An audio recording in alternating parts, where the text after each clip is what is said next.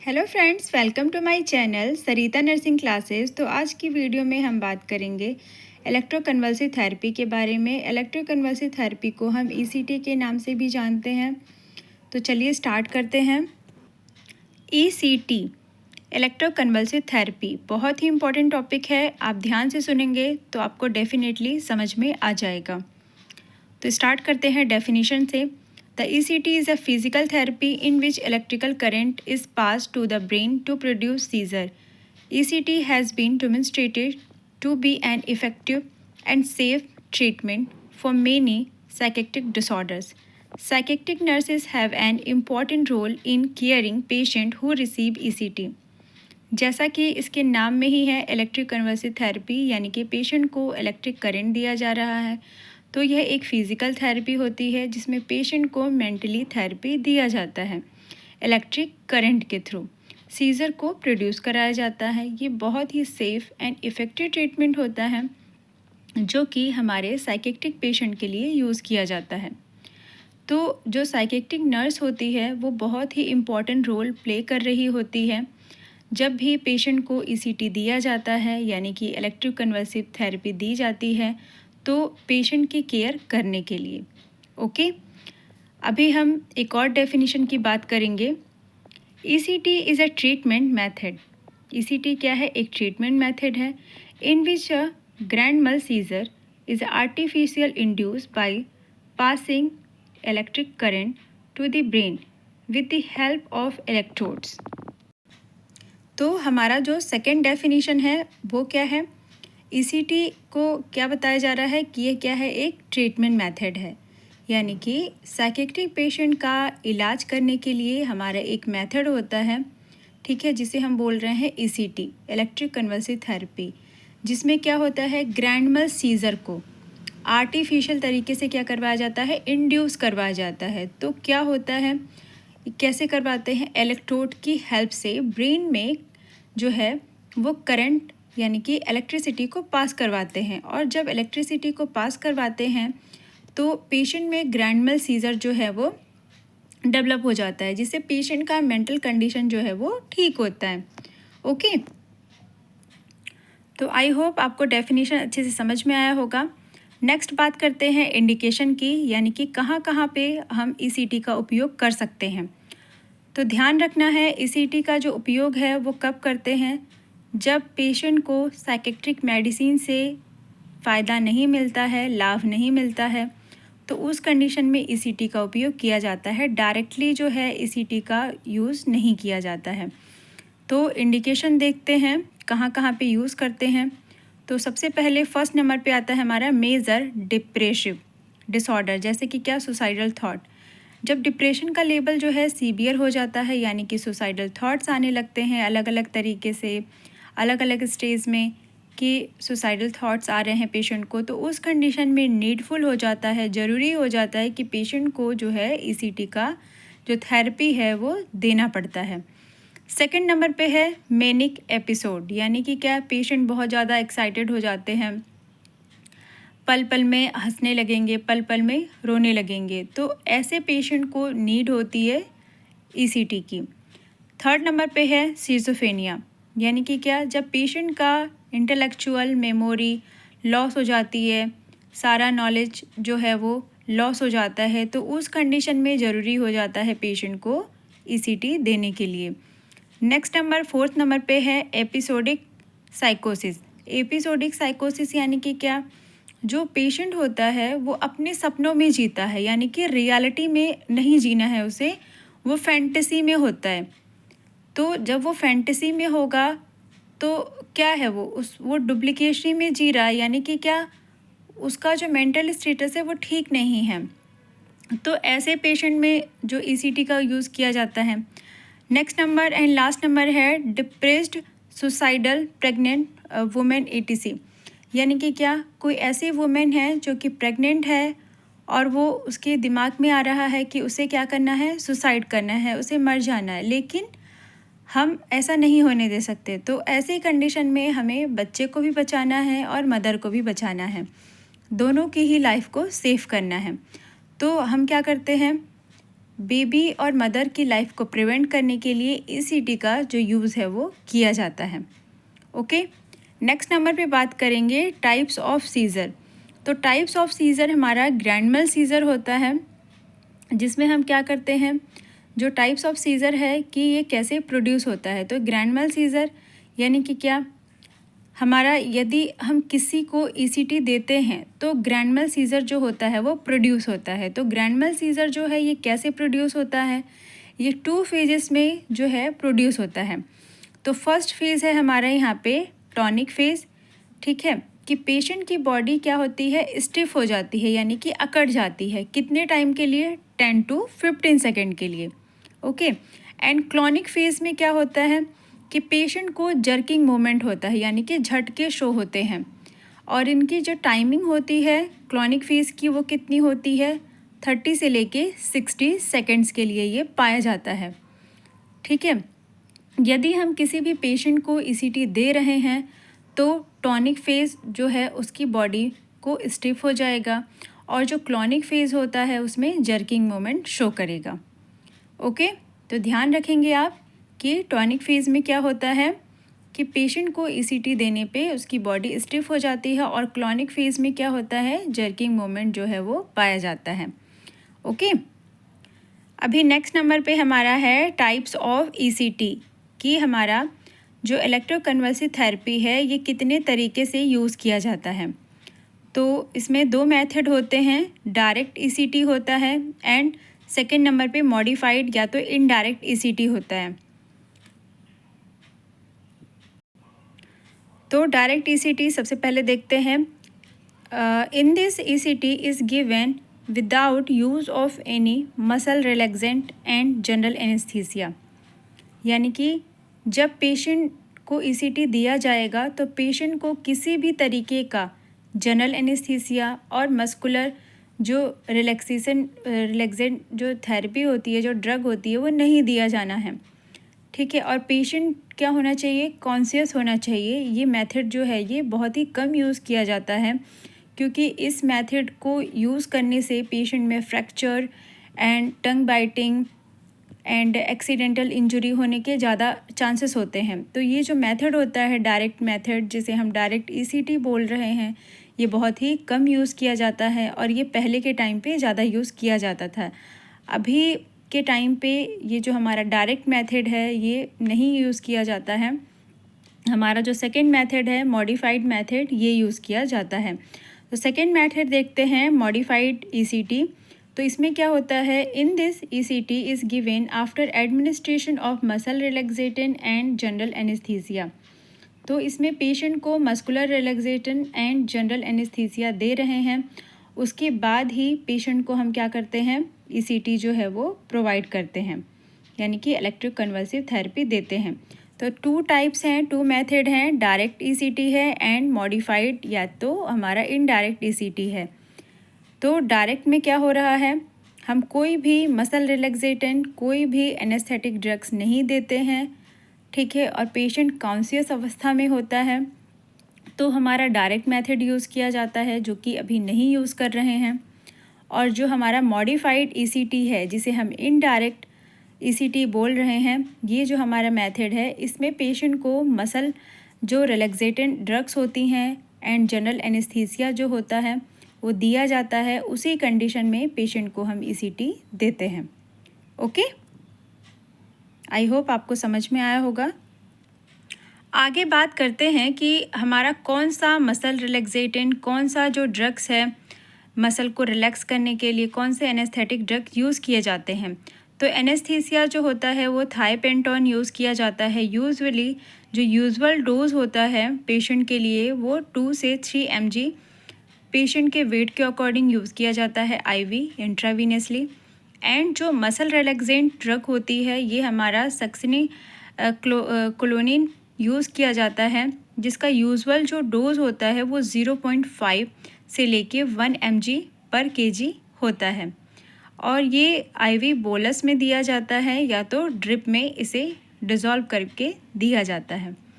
Okay, आगे देखते हैं। आगे है हमारा मैकेनिज़्म ऑफ एक्शन, यानी कि यदि हम किसी को शॉक दे रहे हैं तो उसका जो मेंटल इलनेस है वो ठीक हो रहा है, मीन्स शॉक से कैसे ठीक हो रहा है।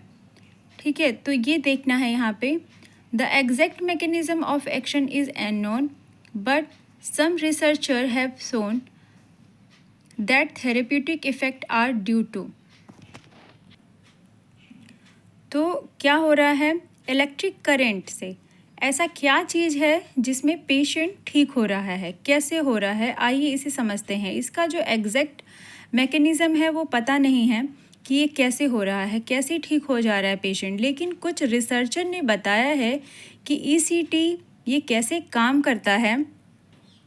तो ये कैसे काम करता है, इसमें फर्स्ट पॉइंट है, during seizure cerebral blood flow, use of glucose, oxygen and permeability of blood brain barrier increase and after the seizure it decrease. तो सीज़र के टाइम पे जो सेरिब्रल ब्लड फ्लो होता है वो बढ़ जाता है और जो ग्लूकोज और ऑक्सीजन का लेवल है वो भी बढ़ जाता है, और हमारा जो ब्लड ब्रेन बैरियर है जिसे बी बोल रहे हैं, इसकी परमेबिलिटी जो होती है वो भी बढ़ जाती है। और जो हमारा ब्लड ब्रेन बैरियर है ये क्या करता है, सिलेक्टेड जो चीज़ें होती हैं उन्हीं को ब्रेन के अंदर जाने देता है। ओके, और जब इसकी परमेबिलिटी बढ़ जाएगी तो कुछ चीज़ें ब्रेन में ज़्यादा जा पाएंगी, यानी कि क्या होगा, कुछ चीज़ें ज़्यादा जा रही हैं, जिसकी वजह से क्या हो रहा है, जो ब्लड ब्रेन बैरियर है उसकी परमेबिलिटी जो है वो ग्लूकोज को ज़्यादा यूज़ कर रही है, ब्लड फ्लो को ज़्यादा यूज़ कर रही है। तो ये कब कैसे ज़्यादा हो रहा है, ड्यूरिंग सीजर एंड कन्वल्जन, जब पेशेंट को हम शॉक दे रहे हैं, जब पेशेंट को हम इलेक्ट्रिक करंट दे रहे हैं तो उसमें चेंजेस आ रहा है। एंड आफ्टर सीजर क्या होता है, ये डिक्रीज़ हो जाता है, यानी कि जैसे ही सीज़र ख़त्म होता है तो ये डिक्रीज़ हो जा रहा है। इसका इंक्रीज़ और डिक्रीज़ होना माना जाता है कि मेंटल स्टेटस जो है वो ठीक हो रहा है। ओके, एंड सेकेंड पॉइंट है इसमें, ECT also produce neurochemical changes similar to effect of all antidepressant. तो ईसीटी की वजह से ब्रेन में कुछ चेंजेस होते हैं और वो जो चेंजेस होते हैं वो सिमिलर होते हैं, जैसे एंटी डिप्रेसेंट काम करता है वैसे ही हमारा जो न्यूरो केमिकल ड्रग है, ठीक है, वो क्या करता है, चेंजेस लाता है जब भी पेशेंट को ईसीटी दिया जाता है। ओके, यानी कि जैसे कि हम एंटी डिप्रेसेंट ड्रग यूज़ करते हैं तो पेशेंट का जो कंडीशन होता है वो रिकवर होता है। तो अगर हम पेशेंट को एंटी डिप्रेसेंट ड्रग ना दें और पेशेंट को ईसीटी दें, डायरेक्टली उसे हम ईसीटी दें, तो क्या होगा, उसका जो न्यूरोकेमिकल चेंजेस है वो चेंज होगा और पेशेंट जो है वो ठीक होएगा। ठीक है, तो मैकेनिज़्म ऑफ एक्शन में कुछ रिसर्चर्स ने इस तरीके से अपना जो ओपिनियन है वो दिया हुआ है। आगे बात करेंगे प्लेसमेंट ऑफ इलेक्ट्रोड्स की। तो प्लेसमेंट ऑफ इलेक्ट्रोड्स जो है वो यूनिलैटरल, बाईलैटरल और बाईफ्रंटल यूज़ किया जाता है। जिन इलेक्ट्रोड से हम पेशेंट के ब्रेन में इलेक्ट्रिक शॉक दे रहे हैं वो इलेक्ट्रोड्स को कहाँ कहाँ पे प्लेस करना है उसको देखते हैं। तो हम इसको 3 तरीके से देख सकते हैं। ठीक है, 3 तरीके से हम इसे प्लेस करते हैं। तो सबसे पहले इसमें आ जाता है हमारा यूनिलैटरल यानी कि क्या, सिंगल साइड। ठीक है, यूनिलैटरल यानी कि क्या, सिंगल साइड।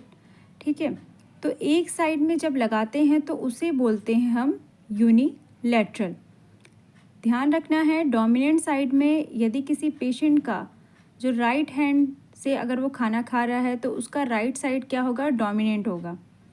ओके, और यदि कोई पर्सन है जो कि लेफ़्ट हैंड से खाना खाता है, लेफ़्ट हैंड से सारा काम करता है, सारी एक्टिविटी करता है, तो उसका जो लेफ़्ट हैंड होगा वो डोमिनेंट होगा। तो उसको इलेक्ट्रिक जो है वो नॉन डोमिनेंट यानी कि राइट साइड से हम उसको इलेक्ट्रोड लगाएंगे, तो वो होता है हमारा यूनिलैटरल। ठीक है, तो ये हमारा यूनिलैटरल का फिगर है। इसमें हम देख रहे हैं कि हमारा जो आई है, ठीक है, एंड ईयर है। ठीक है, तो हम क्या कर रहे हैं, हमारा जो इनर कैंथस है एंड हमारा जो ये है हमारा इनर कैंथस, ठीक है, और ये है हमारा आउटर कैंथस। ठीक है, तो इसको हम बोलते हैं कि हमारा इनर एंड आउटर कैंथस। और ये जो हमारा ये कान का जो हिस्सा है, ठीक है, इसे कहते हैं हमारा ट्रेगस। तो ट्रेगस से हमारा जो आउटर कैंथस है, ठीक है, वहाँ से हम एक क्या कर रहे हैं, इमेजिनरी लाइन खींचते हैं पेशेंट के हेड के ऊपर। ठीक है, एक इमेजिनरी जो लाइन होती है उसको ड्रॉ करते हैं। और ये जो इमेजिनरी लाइन होती है ये 3 सेंटीमीटर, आप देख रहे हैं 3 सेंटीमीटर क्या होती है, हमारा ट्रेगस और आउटर कैंथस के ऊपर 3 सेंटीमीटर होती है। ओके, तो यहाँ पे हम क्या करते हैं, हमारा ट्रेगमस लेयर से लेके हमारा आउटर कैंथस के ऊपर 3 सेंटीमीटर ऊपर यहाँ पे हम एक इलेक्ट्रोड लगाते हैं। ठीक है, यूनिलैटरल में 2 इलेक्ट्रोड्स का यूज़ किया जाता है। तो हमारा एक जो इलेक्ट्रोड्स है वो यहाँ से यहाँ तक यूज़ किया जाता है, ठीक है, ऊपर की ओर। एंड हमारा जो सेकंड इलेक्ट्रोड्स होता है वो यहाँ पे आप देख पा रहे हैं टेम्पोरल बोन के सेंटर में लगाते हैं। ठीक है, तो यहाँ पे जो हम 2 तरीके से लगा रहे हैं इसे। ठीक है, फर्स्ट हमने लगाया ट्रेगस एंड हमारा आउटर कैंथस के बिटवीन में ऊपर की ओर मिड पॉइंट पे। और जो हमारा दूसरा है ये हमने लगाया टेम्पोरल बोन के सेंटर में। ओके, तो इसे कहा जाता है यूनिलैटरल। ये फर्स्ट नंबर यूनिलैटरल। ठीक है, अब हम बाईलैटरल की बात करते हैं। तो बाईलैटरल में क्या होगा, ट्रेगस और हमारा जो आउटर कैंथस है इसके बीच में लेफ़्ट और राइट दोनों साइड लगाएंगे। ठीक है, तो एक साइड आप देख पा रहे हैं, ठीक है, और जो सेकंड साइड होगा जस्ट इसके अपोजिट बैक साइड में, यानी कि इसके राइट साइड में होगा। ठीक है, तो ये होता है हमारा बाईलैटरल। एंड बाईफ्रंटल, तो बाईफ्रंटल में क्या हो जाएगा, फ्रंट में लगेगा। ठीक है, आउटर कैंथस के जस्ट 5 सेंटीमीटर ऊपर। ठीक है, आउटर कैंथस के जस्ट 5 सेंटीमीटर ऊपर।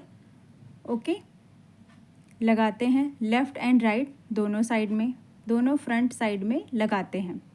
ठीक है, तो आपको लोकेशन अच्छे से समझ में आ गया होगा कि यूनिलैटरल क्या हो रहा है, बाईलैटरल क्या हो रहा है और बाई फ्रंटल क्या हो रहा है।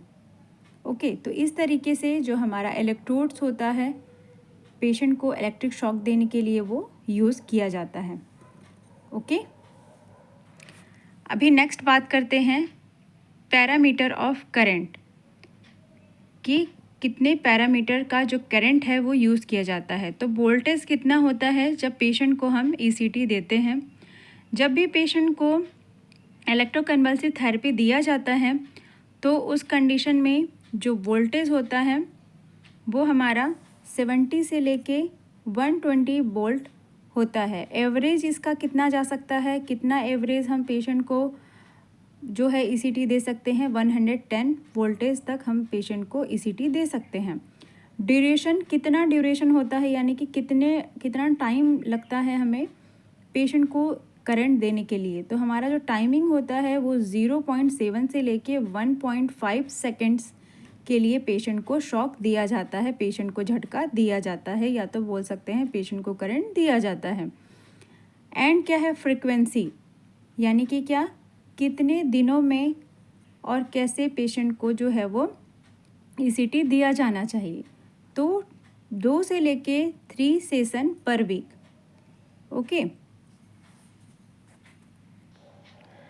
एंड क्या है इसमें, 6 to 12 treatment needed to get full clinical responses, यानी कि क्या 6 से 12 ट्रीटमेंट की ज़रूरत होती है पेशेंट को पूरी तरीके से ठीक होने के लिए। ओके, बट सम में रिक्वायर अप टू 20 ट्रीटमेंट्स, लेकिन कुछ पेशेंट में क्या होता है 20 ट्रीटमेंट, यानी कि 20 बार इलेक्ट्रिक शॉक, 20 बार ईसीटी देने की भी नीड हो जाती है, ज़रूरत पड़ जाती है। Stopped when maximum improvement is reached, जब हम स्टॉप करेंगे जब पेशेंट का जो इम्प्रूवमेंट है हमें दिखाई देने लगेगा कि हाँ पेशेंट जो है ये अपनी वापस की अवस्था में इनका जो मेंटल स्टेटस है ये पहले के जैसे हो चुके हैं, तो उस कंडीशन में हम हमारा ईसीटी का जो थेरेपी होता है उसे देना बंद कर देते हैं। ओके, अभी नेक्स्ट नंबर पे हम बात करेंगे कॉन्ट्रा इंडिकेशन की। कॉन्ट्रा इंडिकेशन यानी कि क्या, ईसीटी को कब नहीं देना है। तो ईसीटी को हम कब नहीं देंगे, तो इसमें हमारा फर्स्ट पॉइंट आ जाएगा इंक्रीज आईसीपी यानी कि क्या, इंट्राक्रेनियल प्रेशर। जब पेशेंट का इंट्राक्रेनियल प्रेशर अगर बढ़ा हुआ है किसी डिजीज़ कंडीशन की वजह से, तो पेशेंट को ईसीटी नहीं देना है। रिसेंट एमआई यानी कि क्या, पेशेंट जो है अगर कार्डियक डिजीज़ से सफ़र कर रहा है, एमआई से सफ़र कर रहा है, मायोकार्डियल इन्फ्रैक्शन से, तो फिर ईसीटी नहीं देना है। सेरेब्रल एन्यूरिज्म, पेशेंट हमारा सेरेब्रल एन्यूरिज्म से सफ़र कर रहा है तो भी नहीं देना है। ब्रेन ट्यूमर, पेशेंट को अगर ब्रेन ट्यूमर है तो नहीं देना है। सीवियर हाइपरटेंशन, पेशेंट को जो है ब्लड प्रेशर की प्रॉब्लम है तो भी नहीं देना है। तो ये कुछ कॉन्ट्रा इंडिकेशन थे, प्रेगनेंसी में भी अवॉइड करते हैं, नहीं देते हैं। ठीक है, एंड नेक्स्ट वन आता है इसमें एडवर्स इफ़ेक्ट। जब भी हम पेशेंट को ईसीटी देते हैं तो क्या एडवर्स इफ़ेक्ट होते हैं, यानी कि क्या साइड इफ़ेक्ट हमें शो होते हैं। तो क्या साइड इफ़ेक्ट शो हो सकते हैं, हेडेक होता है पेशेंट में यानी कि सिर में दर्द होना, कन्फ्यूज़न होना, पेशेंट जो हैं समटाइम कंफ्यूज होते हैं टाइम, डेट एंड प्लेस को लेके, पर्सन को लेके। थर्ड नंबर पे है मेमोरी इम्पेयरमेंट यानी कि क्या, एमनेसिया। पेशेंट का जो मेमोरी का इम्पेयरमेंट है वो कुछ लोगों में देखने को मिला हुआ है।